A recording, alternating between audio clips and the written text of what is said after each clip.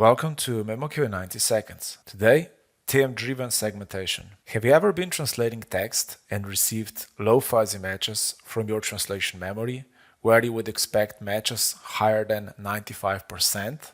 Like for instance, we can see here, or here, or here.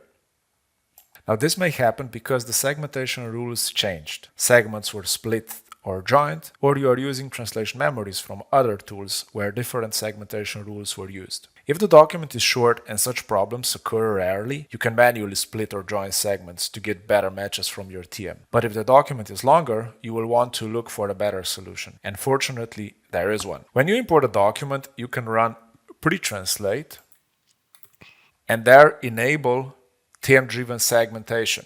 Now, this will take segmentation from your TM and override the one set in the project. Here you can also adjust how many segments you want to join, how short the segments can be after splitting, and what the minimum improvement rate should be.